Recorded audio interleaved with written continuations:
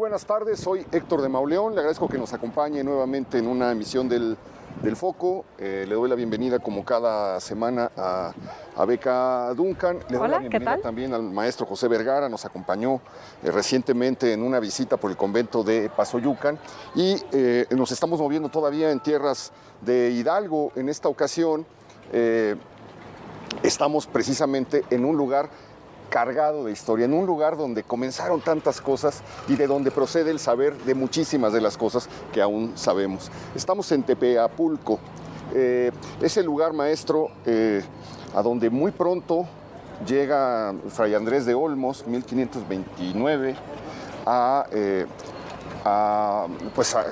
llevar a cabo la misión evangelizadora que se le había encomendado a los franciscanos.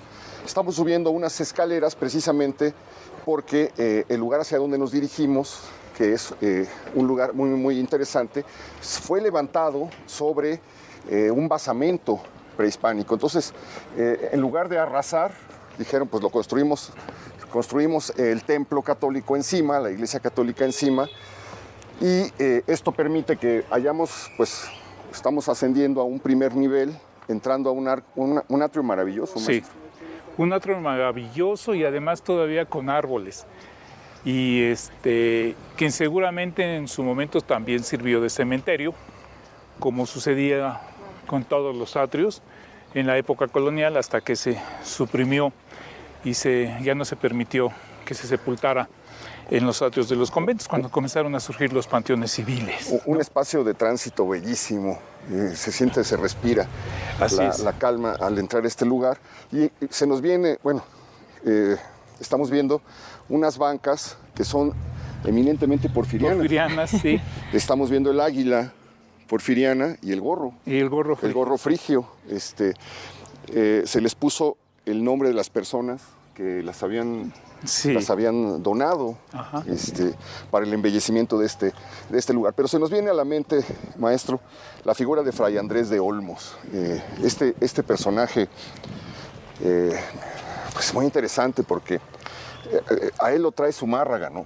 ¿Por qué? Sí. Porque había combatido a las brujas en el norte de España y entonces sabía de las idolatrías, sabía de las tentaciones del demonio, de las visitaciones del diablo, y entonces lo mandaron traer hacia este lugar. De hecho, él es autor de un libro que todavía se consigue, muy interesante, que se llama Tratado de Hechicerías e Idolatrías. Es un libro muy, muy, muy interesante donde se ve la visión con la que llegan estos personajes, pensando que todo lo que veían alrededor pues, era obra del demonio. Claro. Y además me parece que los dos eran de Burgos, ¿no? Entonces el vínculo entre ellos probablemente era Zumárraga y Fray Andrés de Olmos, sí. Los dos eran más o menos de origen vasco, ¿no? Sí. Entonces, de ahí la presencia es la de zona, Burgos, sí, la zona. Desatan una persecución contra las brujas a principios del siglo XVI.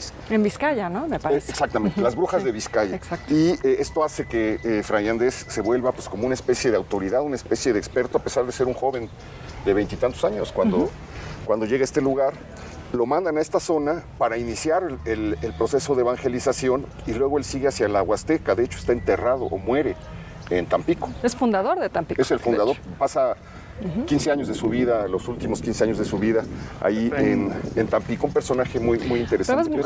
Perdón, voy a decir, también muy interesante por la labor que hace del entendimiento de los pueblos prehispánicos, ¿no? O sea, creo que eso también es muy interesante de él. Cómo se dedica a estudiar la lingüística, ¿no? Sí. Huasteco también, Huasteco, por supuesto. La lengua totonaca, pues la manera de acercarse a esos pueblos es a través de la lengua y tienen esta vocación humanista. Exacto. Y escribe mucho sobre eso, escribe libros, ¿no? Del arte de estas lenguas, tratados de gramática y también vinculado al Colegio de Santiago Tlatelolco, entonces también tenía esta parte muy como de hombre renacentista, me parece, de alguna manera, ¿no? Tenían pues varios saberes y los podían aplicar, pero sobre todo tenían una voluntad que no es la que nos han enseñado, que era de rescatar, de resguardar, de proteger, no de destruir. Ellos estaban viendo el fin de un mundo, estaban viendo la destrucción de un mundo y dijeron, tenemos que rescatar lo que se pueda. Aquí no sé si lo podríamos imaginar, pero bueno, yo me imagino que las escalinatas estaban desde el siglo XVI, yo creo, sí. Y probablemente pues Fray Andrés de Olmos levantó la primera parte original de este convento, pero un día de 1538 habrá sido, subió las escaleras, esas escalinatas justo por las que acabamos de subir, Fray Bernardino de Sahagún. Posteriormente, maestro, él llegó... 47. No, en 59. Oiga, maestro. Sí, es verdad. No, él funda el Colegio de Santiago Tlatelolco, de Santa Cruz de Tlatelolco, en 1536-37. Ahí reúne a un grupo de jóvenes principales que habían atestiguado la caída de Tenochtitlan, que habían sido niños cuando cayó Tenochtitlan y que sabían lo que había pasado. Y sobre todo, personas que ya habían envejecido y que recordaban lo relativo a las costumbres, los dioses, las divinidades, las festividades, las supersticiones, las creencias, la medicina. Él quiso rescatar a través de la voz de estos informantes, por medio de una serie de entrevistas, el mundo que estaba desapareciendo, el mundo que se estaba yendo. Y quiso la fortuna de que llegara, fundó Santiago Tlatelolco, Santa Cruz de Tlatelolco, tomó una primera versión de los informantes de allá, Antonio Valeriano, los indígenas de Azcapotzalco, etcétera, y con unos papeles, con un mazo de papeles, llega a este lugar porque sabe, ahorita nos va a platicar el maestro esto, que este había sido un lugar cultural muy importante, un centro de observación astronómica semejante a Xochicalco. Ajá. Bueno, realmente como la fecha 1559 es cuando llega Fray Bernardino de Sahagún aquí. Anteriormente ya se mencionó a Fray Andrés de Olmos. Fray Andrés de Olmos hace una importante labor en Tepeapulco. Él establece un primer hospital, seguramente contemporáneo al Hospital de Jesús fundado por el propio Hernán Cortés. Pero regresando al tema de Fray Bernardino, él llega en 1559 y va a permanecer aquí hasta 1561, los primeros meses de 1561. Y comienza ya a realizar de una manera muy intensiva sus investigaciones respecto al pasado prehispánico, respecto a la cultura prehispánica que usted ha mencionado muy bien cuáles eran los intereses que él tenía.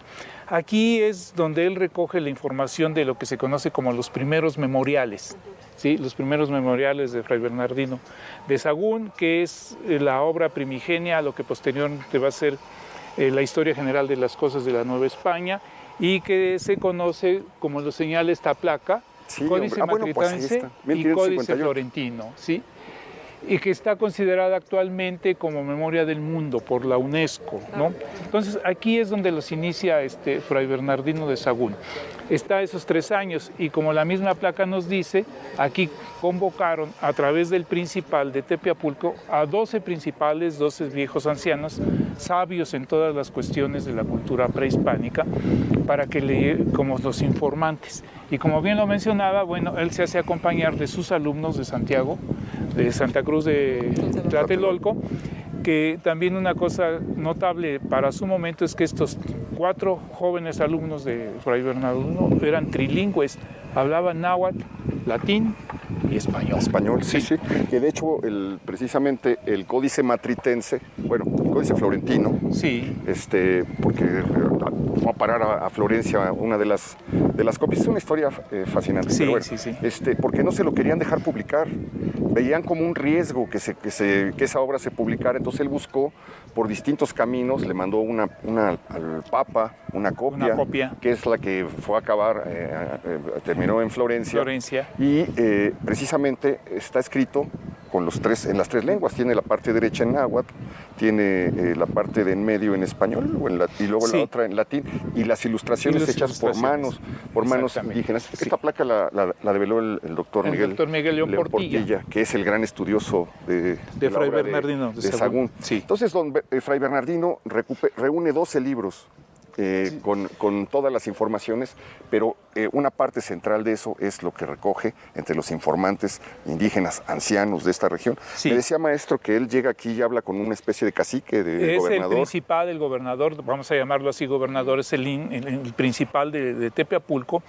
Él le da a conocer cuáles son sus intenciones, ¿sí? Y solicita que se le reúnan a aquellos sabios, ancianos sabios, que radicaran en Tepeapulco. Él los convoca a una primera reunión donde les hace saber su interés y ellos deciden apoyarlo, ¿sí? Esto lo sabemos a través de del mismo Fray Bernardino de Sahagún y también en lo que ha estudiado o lo que estudió el doctor Miguel León Portilla en un libro que publicó la Universidad Nacional que se llama Fray Bernardino de Sahagún, que es donde narra es una biografía de Sahagún.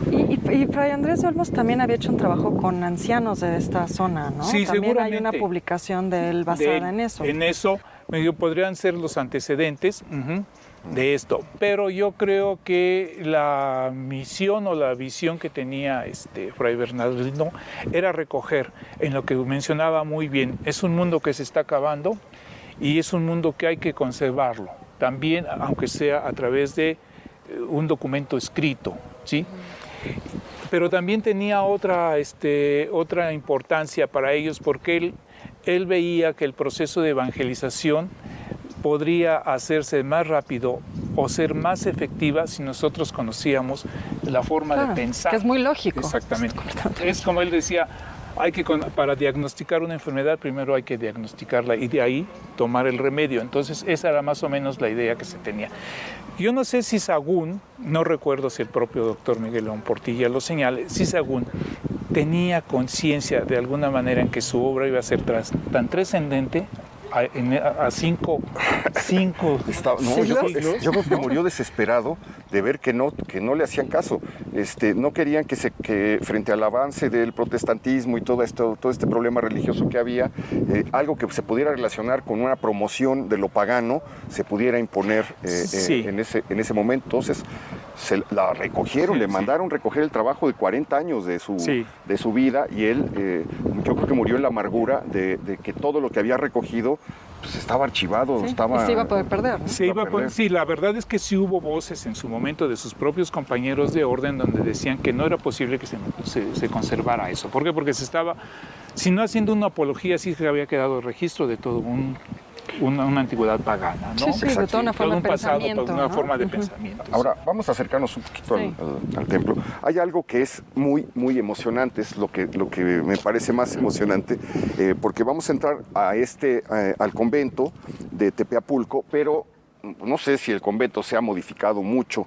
Debe haber sido muy distinto el espacio que visitó Sahagún, pero vamos a estar en el espacio en donde se recogió prácticamente todo lo que sabemos del mundo indígena antes de la llegada de los españoles. Aquí se cruzaron esas voces que quedan registradas en la historia de las cosas de la Nueva España.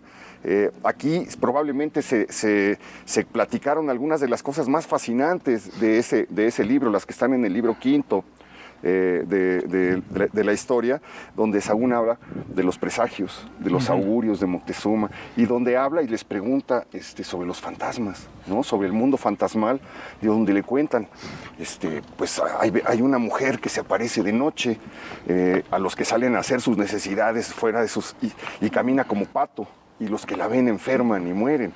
Y luego aparecen procesiones de fantasmas que le llama Sahagún antiguas, ¿no? Que son cosas que vagan por los montes, cosas salvajes, ruidos. Hay unos relatos fascinantes, se oye como que pegaran madera, la gente que andaba en la noche en el monte, oía como si un leñador estuviera pegándole a un árbol. Ajá. Y de repente veían aparecer a un hombre que venía con un ser de madera que venía con el pecho abierto, abriéndose y cerrándose, y ese ruido era el que provocaba ese sonido, que probablemente tenía que ver con la extracción de los corazones en los sacrificios. Sí. Entonces, un personaje sin corazón, con una puerta en el pecho, andaba vagando por esos lugares. Entonces, a mí me emociona mucho pensar que todo lo que sabemos se pudo haber pronunciado aquí en este convento. Y creo que esto que dices, Héctor, se resume muy bien en lo que se dice de Tepeapulco como cuna de la antropología mexicana, ¿no? Es decir, gracias a esto es que aquí podemos decir que nació la antropología y la etnografía en México. Sí, el doctor León Portilla tenía muy claro eso de que el nacimiento de la antropología moderna había nacido aquí en Tepeapulco, porque cuando Sahagún llega aquí, él ya trae un cuestionario de qué es lo que él desea saber. Claro. ¿Sí? Y a partir de ese cuestionario es como comienza él a interrogar a sus informantes, ¿no? Y los hace participar a los alumnos que él trae de Santa Cruz de Tlatelolco. Ellos son los que escriben, ellos son los que dibujan y ellos son los que van tomando nota de todo lo que está escuchando Fray Bernardino de Sahagún. Y bueno, como bien decía el doctor, exactamente en este espacio es donde seguramente se reunían ellos y comenzaron a trabajar y registrar ese pasado, que estaba pues en un proceso de transformación, ¿sí? Porque realmente lo que sucede en el siglo XVI es una transformación de México, ¿no? Con esta vinculación que se va a dar entre el pasado prehispánico y la presencia y la cultura hispana. Muy bien. ¿Por qué no nos detenemos un momentito en la fachada? Sí. En la portada de la iglesia. Vemos que está adosado un templo que probablemente es posterior al original, sí, donde sí, solía estar la capilla de la Tercera Orden, ¿podría ser? Podría ser, sí. Seguramente esta era la capilla de la Tercera Orden. Es una construcción del siglo XVIII, por lo menos los elementos y las formas arquitectónicas así nos lo están señalando. El arco de la puerta, este arco polilobulado, corresponde a la arquitectura del siglo XVIII, ¿no? Y el óculo que tenemos en la parte superior también, que tiene la misma forma, polilobulado, corresponde también a una época ya del estilo barroco. Aunque podríamos pensar que son dos momentos de construcción. Si ustedes observan, la parte inferior tiene un diseño arquitectónico diferente al de la parte superior, ¿no? Y luego con estos monogramas, el monograma de María, de Jesús al centro y el de José al extremo derecho, pues son elementos propios de esa época, posteriores indudablemente a la gran portada del siglo XVI. ¿Por qué no? Sí, Beca. No, solo decir que sí contrasta mucho con esta portada donde se ve claramente pues el estilo tequitli, que se llama, ¿no? Sí, o sea, la mano de obra indígena está muy presente todavía y el imaginario indígena también. Exactamente.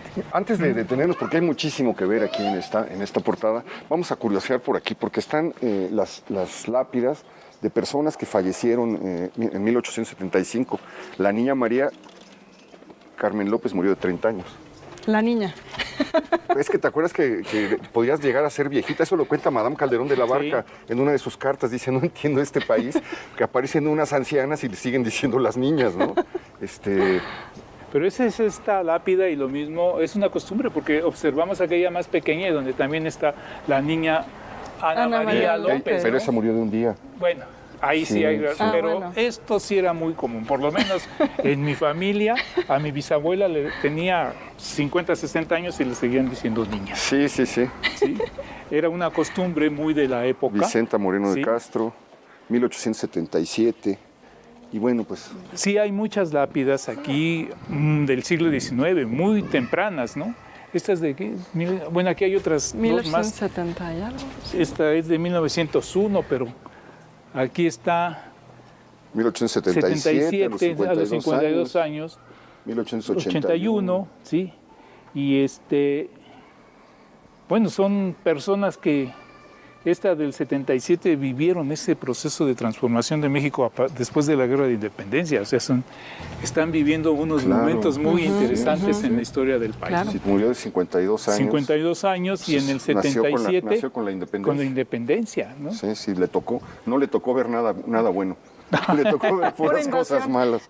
Invasiones, pérdida del territorio, matanzas entre mexicanos, etcétera. Pero bueno, yo sí quisiera que nos detuviéramos aquí, maestro Beca, y que pudiéramos disfrutar y compartir el portento que estamos viendo. Unos angelitos montados en unos ocelotes emplumados, ¿no? ¿O qué serán, unos coyotes? Pues no, yo creo que son más ocelotes. No sé tú qué opinas, estas interpretaciones que se da en este tipo de tallas, ¿sí? Pero sí, son unos angelillos ahí montados en una especie de ocelotes como con plumas, pero bueno, ahí vemos la mano de obra indígena, sí, ¿no? Ahora, que también hay coyotes, ¿no?, en el Museo de Antropología que tienen ese tipo de pelo. Pero sí, mira, si le ves el que está aquí arriba, claramente es un felino, ¿no? Sí, claro. Estos de acá. Estos de allá arriba, sí, con la lengua de afuera. Felinos. Y bueno, pues el cordón.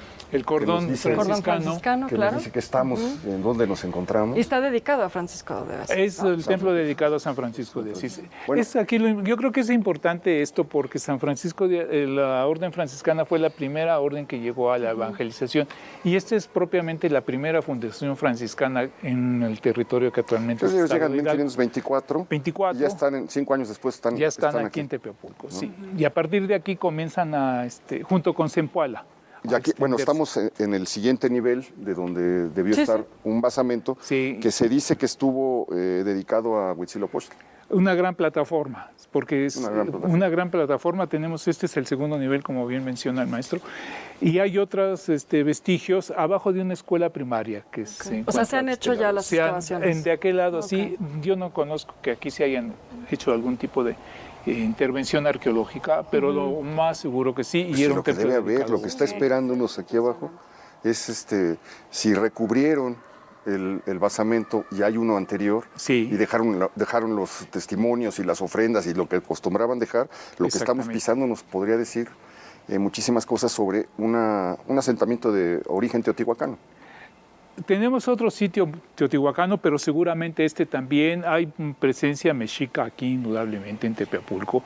Y la influencia teotihuacana se daría en Jihuingo, sí, que es un sitio arqueológico, está exactamente de aquí de Tepeapulco. Creo que había algún vínculo con Texcoco, habría leído por ahí. Lo que pasa es que sí dependía, por ejemplo, esta zona pertenecía a Colhuacán, o sea, Texcoco, y precisamente uno de los gobernantes de aquí estaba emparentado con una princesa de Acolhuán, sí, Acolhuán. Entonces por eso llega aquí Fray Bernardino y pide también que sean ellos quienes intervengan. Interesante. ¿No? Sí. Bueno, recordábamos también que esto formó parte del Estado de México hasta la época juarista. 1869. Que se crea el Estado de Hidalgo. El 16 de enero de 1869. Muy bien. Y bueno, los estigmas de... Sí, la estigmatización en este relieve historiado, ¿sí?, que tenemos en la parte superior del arco de la puerta, se ve a San Francisco ahí en lo que se conoce como la estigmatización, cuando San Francisco recibe las llagas de Cristo, ¿sí? Y es uno de los, hasta donde yo sé, es un relieve historiado único para la época dentro de la arquitectura del siglo XVI, por lo menos en el caso del Estado de Hidalgo. Yo no conozco otro. Tiene un estilo muy parecido a estos como altares de madera que hacían en la Edad Media en Europa, ¿no? O sea, tiene todo, o sea, se ve esa combinación de los referentes europeos, sí, y el tipo de talla, ¿no?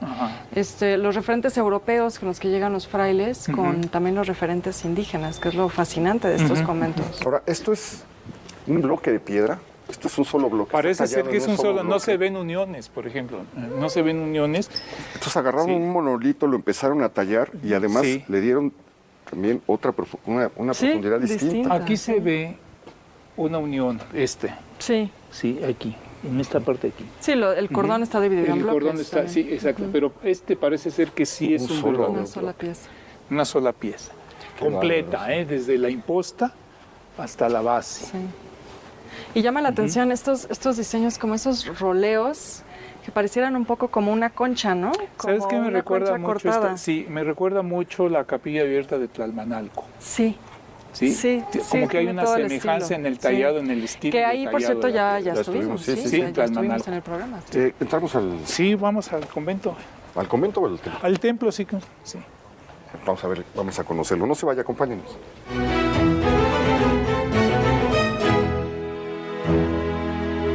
ADN40.mx con Tania Gómez. Domingo, 12 de la tarde por ADN 40. Siempre conmigo. México cuenta con más de 500,000 de tiendas de abarrotes que atienden a 81 clientes diarios, con un promedio de venta de 47 pesos, lo que significa aproximadamente 4,000 pesos al día.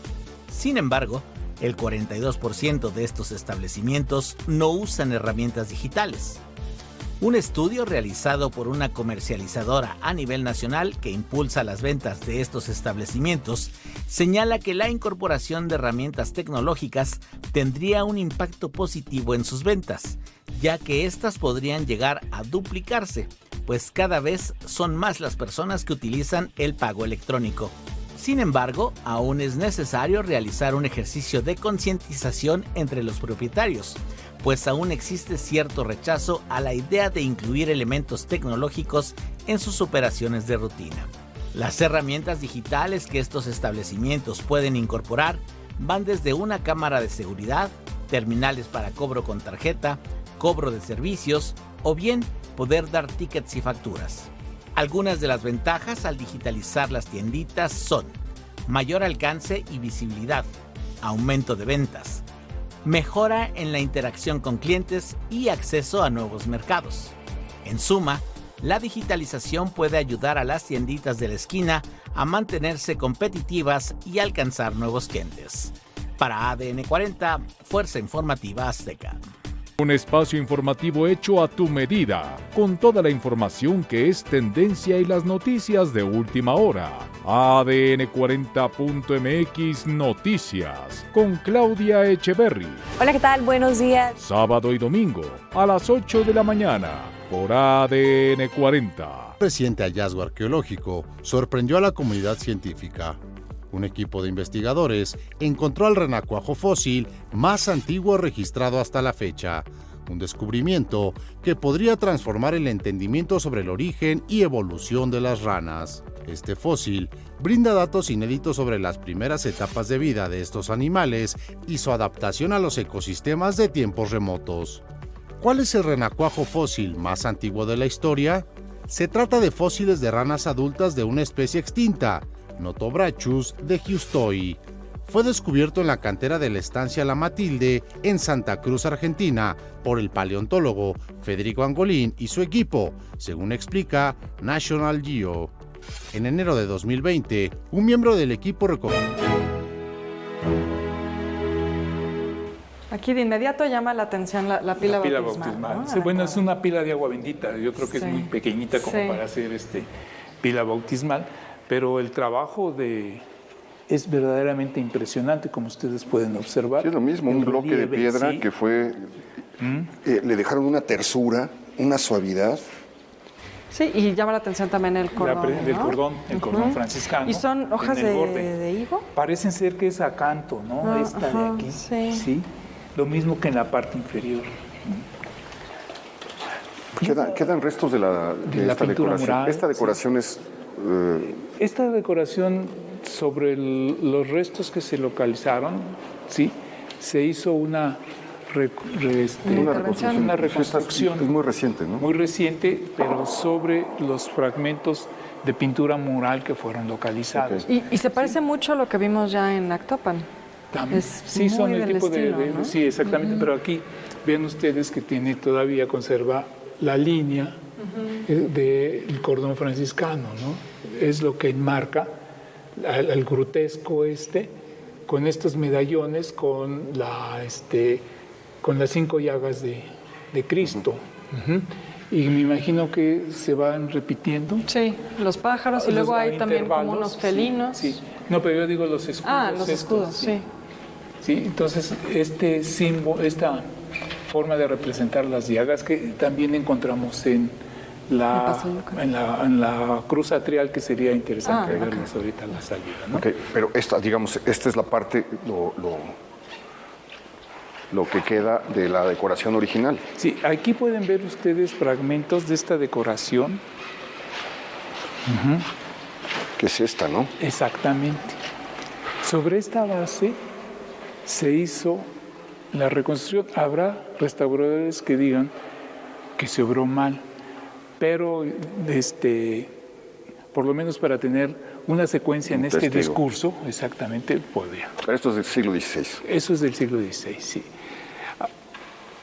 Esto, bueno, ya lo habíamos comentado, están estas 3 especies como de lanzas, y simbolizan precisamente las llagas de Cristo.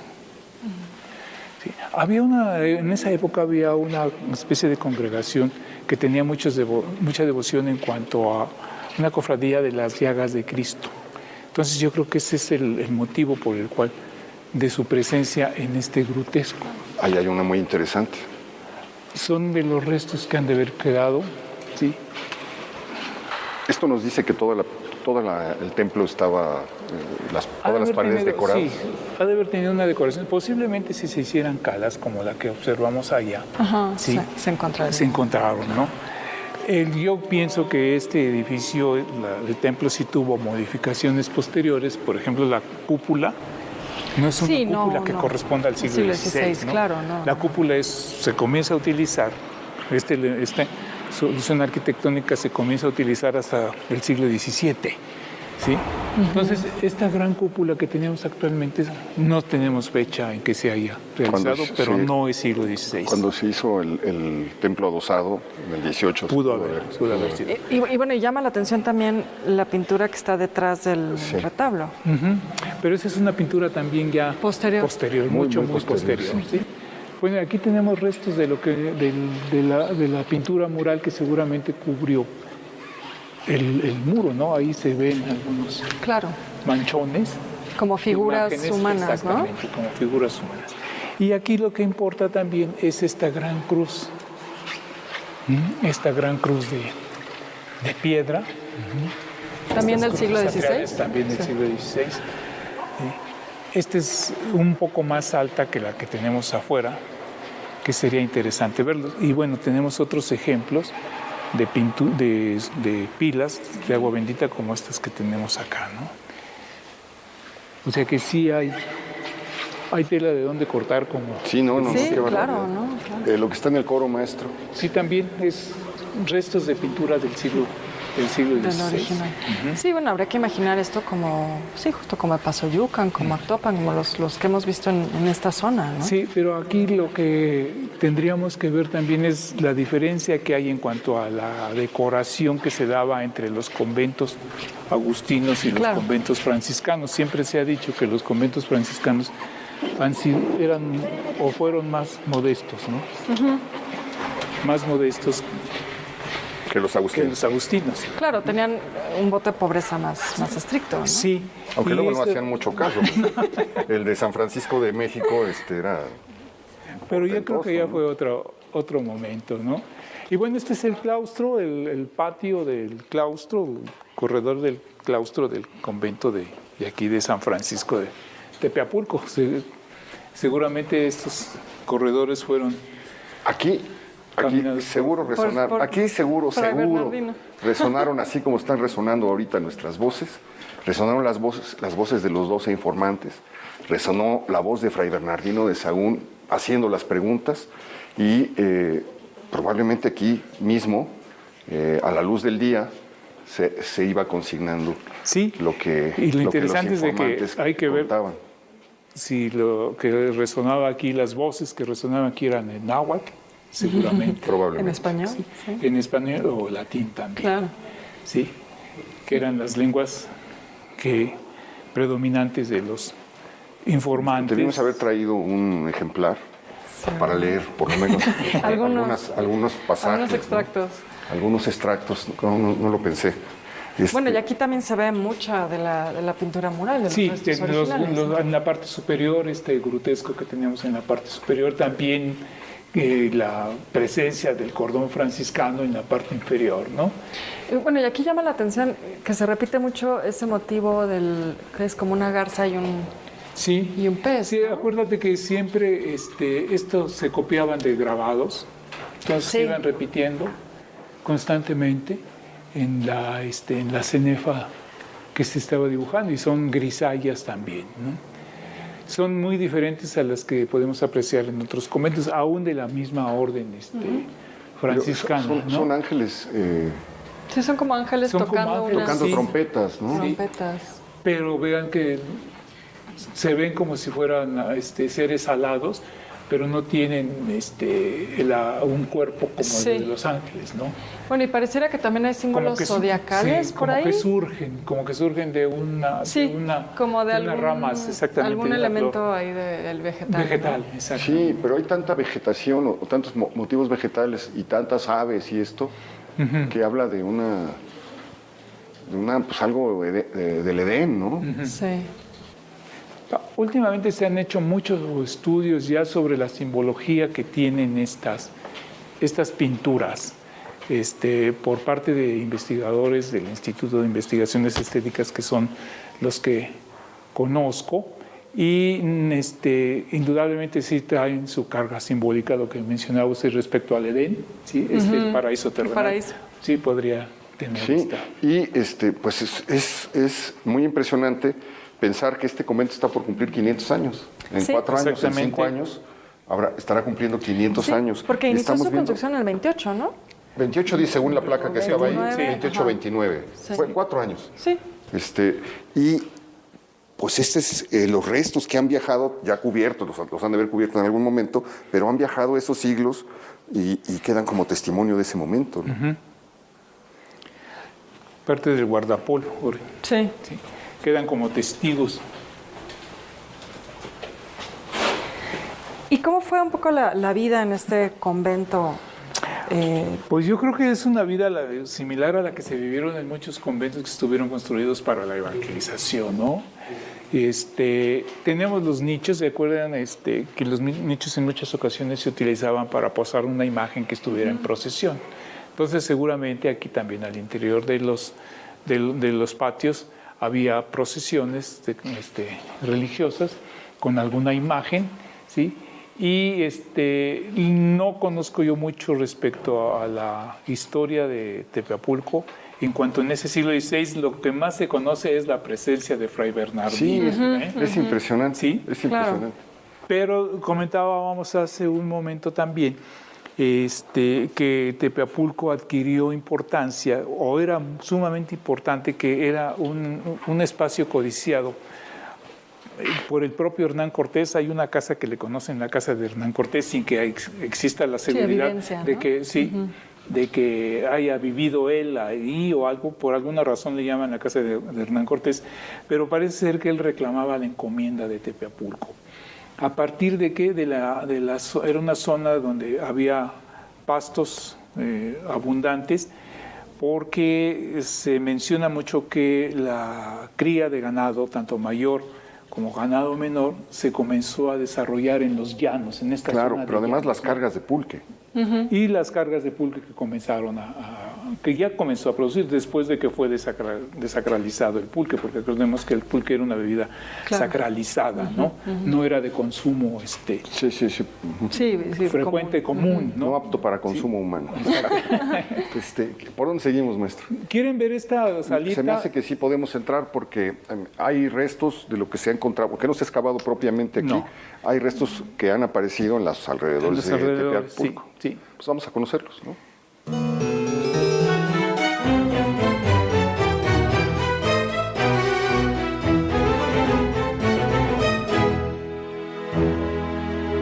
ADN 40.mx con Tania Gómez. Domingo, 12 de la tarde, por ADN 40. Siempre conmigo. México cuenta con más de 500,000 de tiendas de abarrotes que atienden a 81 clientes diarios, con un promedio de venta de 47 pesos, lo que significa aproximadamente 4,000 pesos al día. Sin embargo, el 42% de estos establecimientos no usan herramientas digitales. Un estudio realizado por una comercializadora a nivel nacional que impulsa las ventas de estos establecimientos señala que la incorporación de herramientas tecnológicas tendría un impacto positivo en sus ventas, ya que éstas podrían llegar a duplicarse, pues cada vez son más las personas que utilizan el pago electrónico. Sin embargo, aún es necesario realizar un ejercicio de concientización entre los propietarios, pues aún existe cierto rechazo a la idea de incluir elementos tecnológicos en sus operaciones de rutina. Las herramientas digitales que estos establecimientos pueden incorporar van desde una cámara de seguridad, terminales para cobro con tarjeta, cobro de servicios o bien poder dar tickets y facturas. Algunas de las ventajas al digitalizar las tienditas son mayor alcance y visibilidad, aumento de ventas, mejora en la interacción con clientes y acceso a nuevos mercados. En suma, la digitalización puede ayudar a las tienditas de la esquina a mantenerse competitivas y alcanzar nuevos clientes. Para ADN 40, Fuerza Informativa Azteca. Un espacio informativo hecho a tu medida, con toda la información que es tendencia y las noticias de última hora. ADN 40.mx Noticias, con Claudia Echeverry. Hola, ¿qué tal? Buenos días. Sábado y domingo, a las 8 de la mañana, por ADN 40. Reciente hallazgo arqueológico sorprendió a la comunidad científica. Un equipo de investigadores encontró el renacuajo fósil más antiguo registrado hasta la fecha, un descubrimiento que podría transformar el entendimiento sobre el origen y evolución de las ranas. Este fósil brinda datos inéditos sobre las primeras etapas de vida de estos animales y su adaptación a los ecosistemas de tiempos remotos. ¿Cuál es el renacuajo fósil más antiguo de la historia? Se trata de fósiles de ranas adultas de una especie extinta, Notobrachus de Giustoi. Fue descubierto en la cantera de la estancia La Matilde en Santa Cruz, Argentina, por el paleontólogo Federico Angolín y su equipo, según explica National Geo. En enero de 2020, un miembro del equipo recogió una roca que contenía una huella fósil de más de 15 centímetros de un renacuajo. Cuenta con detalles asombrosos de branquias, ojos y algunos nervios. El renacuajo fósil hallado en Argentina tiene entre 161 y 168 millones de años. Este fósil no solo es el más antiguo. Bueno, pues aquí estamos en una sala con algunos objetos arqueológicos que se han encontrado en la región de Tepeapulco. Aquí hay que hacer la observación de que estas piezas que se encuentran en exhibición han sido entregadas por pobladores de Tepeapulco, o sea, no son producto propiamente de una investigación arqueológica. Esto desafortunadamente nos priva de contar con una información porque fueron sacadas o se salieron del contexto donde se fueron halladas. Es el problema cuando la gente se pone exactamente, y comienza a hacer excavaciones. Pero qué belleza de pieza. Sí. Pero vean, si hay algunas piezas muy interesantes. Esta de una serpiente, que ustedes pueden ver, esta especie de molcajete con este rostro enfrente, ¿sí? O esta ranita que tenemos aquí, ¿sí? O este pequeño torso, ¿sí? Como con las manos amarradas, ¿no? Sí. Como están atadas ahí. No tiene cabeza, no tiene cabeza, seguramente ha de haber, está rota la pieza, seguramente ha de haber tenido las piernas. Y estas clavos seguramente constructivos, estos cráneos, ¿sí? Tallados en piedra y aquel de allá, y algunos otros, estos también son clavos arquitectónicos, prehispánicos, ¿no? Entonces, bueno, aquí tenemos otras piezas si resultan interesantes. Esta es la diosa del maíz. La diosa del maíz, sí. Y es lo que comentábamos, ¿no? Estos marcadores que están en Tepeapulco, en la zona del Jicuingo, del sitio arqueológico, son marcadores que están vinculados a los procesos agrícolas, ¿no? Qué maravilla, ¿sí? ¿No? El rostro ya se ha borrado. Sí, pero todavía se alcanza. Se alcanza a ver. A ver, estamos hablando de cosas que tendrán 2000 años de antigüedad, ¿no? Pues a lo mejor un poco menos, pero de todos modos sí es antiguo. La presencia es antigua aquí en Tepeapulco. Y esta pieza está en proceso de estudio, esta de aquí, por parte de uno de los compañeros arqueólogos del Centro INAH en el estado de Hidalgo.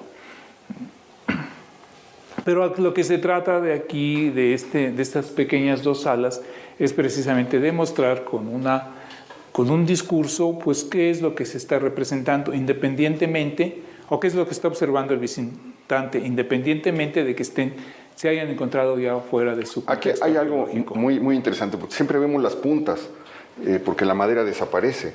Siempre encontramos las puntas, pero rara vez podemos ver un objeto como este. Como ese, ajá. Sí, pues está aquí.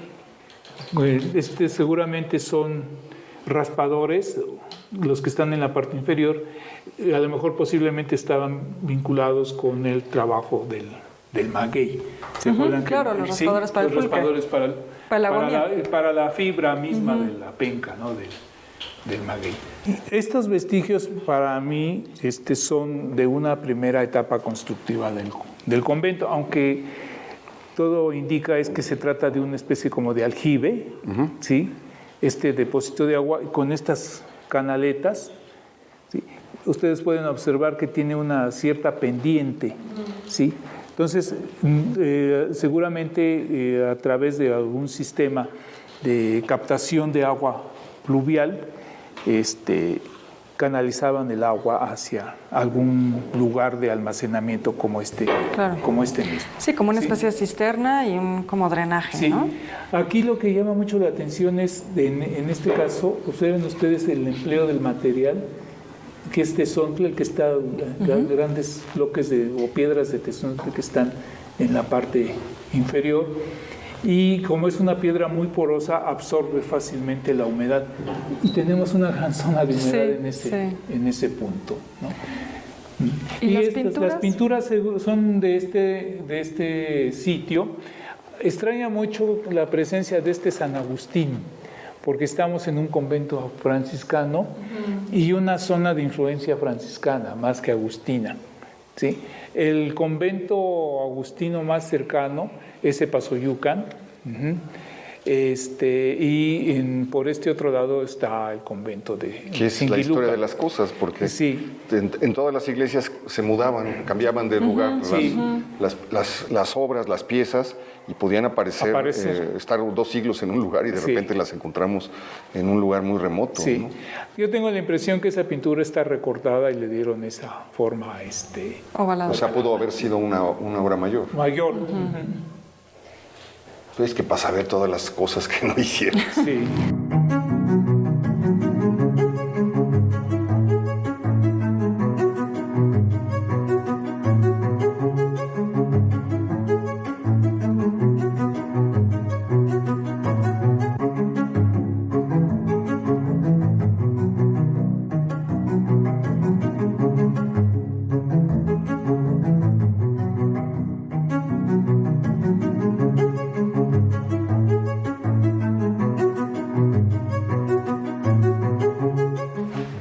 Yo creo que aquí nos detenemos para ver estas pinturas. Increíble. Sí, que están aquí en el claustro alto. Esta misa de San Gregorio, que así se conoce, donde podemos observar al sacerdote, en este caso a San Gregorio, ¿sí? Con todos los elementos de la pasión de Cristo, como ustedes podrán observar. ¿Sí?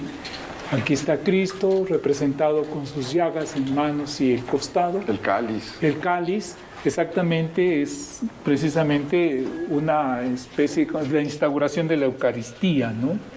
Podría considerarse, bueno, están oficiando una misa, entonces está representando qué es lo que representa. Me parece como muy misa, didáctico, ¿no? Para entender qué es la Eucaristía, ¿no? La Eucaristía. La escalera. Y la escalera, ¿sí?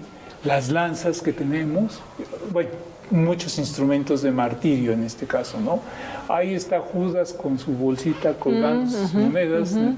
Los clavos, unas alcayatas, en fin, todos estos elementos que simbolizan precisamente la pasión y la muerte de Cristo, la columna, el gallo, las alcayatas, bueno, ya mencioné las alcayatas. Caray. ¿Eh? No, es que es inevitable pensar en los memes que se hacen, ¿no? Sí, claro. Con el Judas colgado ahí con la bolsa de dinero. Es impresionante el estado en el que se encuentra. Sí. Qué maravilla. Y además es muy didáctica, como bien lo mencionabas, ¿no? Entonces aquí les están presentando todos estos instrumentos que están vinculados con la pasión de Cristo. Tenemos otras imágenes. Este es San Sebastián. Aquí acetado ya. Qué bien se ha conservado. Sí. Increíble, con los pájaros, bellísimo. Entonces, esta es la zona en el claustro alto, que es el claustro que estaba dedicado, digamos, a la vida común, la vida de los religiosos, ¿sí? Restringido al acceso, ¿sí? Donde existen este tipo de pinturas. O sea que aquí estaban las habitaciones de Fray habitaciones, Bernardino. Exactamente, en alguna de estas habitaciones ha de haber estado. Y ahí guardó sus papeles. Ahí empezó a escribir. Sí. Aquí empezó a escribir. Bueno, y esta imagen de la Virgen María con 2 santos franciscanos. No vemos, se han perdido a lo mejor algunos elementos, porque si fuera uno de estos San Francisco, que seguramente es pero el hábito estaría cubriéndole las estigmas, las llagas, ¿no? Y aquí está San Lorenzo, patrono de España. Recuerden que el Escorial está dedicado precisamente a este santo, San Lorenzo. Con la parrilla. Con la parrilla ahí. Y estos paisajes ya que le dan profundidad a los... Son notables, ¿sí? Entonces, es una parte interesante de aquí del convento. No, eso no quiere decir que el resto no sea interesante, pero donde más decoración pictórica donde más tenemos. se conserva. ¿No? Sí. Qué bueno, creo que también habla de lo que nos explicabas, que este espacio pues tiene un acceso restringido. Sí. Entonces eso también permite una mejor conservación. Sí. San Pedro. No, bueno, esto parece película de Quentin Tarantino, es maravilloso. Aquí. Aquí quedó la cabeza. La cabeza, sí. Bueno, pero vean ustedes la calidad del detalle, ¿no? De este personaje, la cabeza del caballo. Es increíble. Sí, el arnés de la propia montura y esta representación de este paisaje en la parte superior, ¿no? Y estas imágenes que también están... ¿Qué es lo que nos está contando? No, estoy tratando de buscar entender la iconografía. Exactamente. Sí. Bueno, y aquí parecen ser magueyes, ¿no? Sí. O sea, de alguna manera el territorio local está representado. Está representado, ¿no? Y aquí son estos tres círculos o escuditos con los monogramas, ¿sí? Y en efecto la decapitación de este personaje. Tengo miedo, ya me saltó duda. Sí, no, está lleno de cosas que... Sí, un poco extraño. Sí. Que no sabemos leer. Extraña, exactamente. Yo creo que un experto en iconografía nos va a decir, pues están ustedes mal, es esto, ¿no? Bueno, y aquí podemos observar que hay una situación, a lo mejor una serie de etapas de pintura, por ejemplo, el cordón cubre a Cristo. Cubre el rostro de Cristo, ¿no? Sí, quizás ese cordón se añadió después. Se añadió después. Y bueno, y los deambulatorios interiores que permitían la circulación al interior de las habitaciones de los religiosos.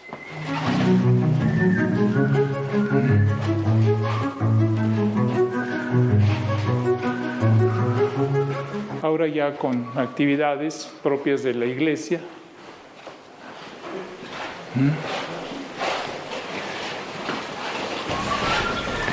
Sí, pero aquí también estas cenefas están muy bien conservadas. Sí. Aquí yo creo que Fray Bernardino se sentaba a descansar un rato. Sí. La verdad es que estos edificios están llenos de historia, ¿no? Sí. Ahora, ¿habrá sido un sitio muy poblado o será? No, yo creo que sí. ¿O era solamente un centro ceremonial? No, yo creo que ha de ser un sitio muy poblado, sí. Se entiende porque tenemos dos conventos franciscanos. Este de Tepapulco, que es la primera fundación, aunque el de Apan, que está a unos 15 kilómetros de aquí, hay otro convento, aunque es un poco más tardía. Pero si nosotros hiciéramos un circuito de construcciones del siglo XVI, por ejemplo, está Tlanalapa, está Santo Tomás, está Singuilúcan, que es un radio, ¿qué te diré? De 45, 50, 60 kilómetros cuando más, que está plagado de construcciones del siglo XVI. Entonces había una gran población. Había una gran población. Si hay construcciones religiosas, nos habla de una gran presencia de población, ¿no? Pues muy bien, estamos llegando al final de este recorrido. De verdad interesante, muy emocionante, lleno de vocaciones y sobre todo con el peso histórico que tiene sobre sí este lugar. Simplemente hay que repetirlo. Prácticamente todo lo que conocemos de ese mundo que desapareció en 1521, que comenzó a desintegrarse tras la caída de Tenochtitlan en 1521, mucho de lo que conocemos de ese mundo se rescató en este lugar. Se comenzó a escribir en este lugar, se sistematizó en este lugar, que coronó la obra de un personaje portentoso, Fray Bernardino de Sahagún. ¿Cuántas veces no hemos citado en este programa? Sí. De verdad, qué lástima que no trajimos la historia general, porque hubiera estado excelente poder que volvieran a resonar esas voces. Bueno, no esas voces, pero esas palabras que probablemente se pronunciaron en este lugar. Pero bueno, pues ahí se lo dejamos de tarea. Des una vuelta por este lugar, vale muchísimo. Hora y media de la Ciudad pena. de México, muy fácil llegar, ¿no? Sí, sí. Y abierto al público, ¿cierto? Aquí hay que pedir permiso para poder visitar. Como mencionábamos hace un momento, es la casa cural, lo tiene Pero la parte de abajo, sí. La parte de abajo está esta pequeña sala Sí, el con museo. el museo arqueológico, pero en este caso pidiendo el permiso correspondiente, seguramente sí. Muy bien. Maestro, pues le agradezco muchísimo, como Pues siempre. a sus órdenes, como Muchas siempre. gracias. Hasta luego, nos estaremos saludando. Muchísimas gracias. Gracias, querida Beca. Gracias, Héctor. Y gracias también a usted. Gracias por habernos acompañado. Sígasela pasando bien y nos vemos la próxima semana, ya lo sabe usted, aquí en El Foco.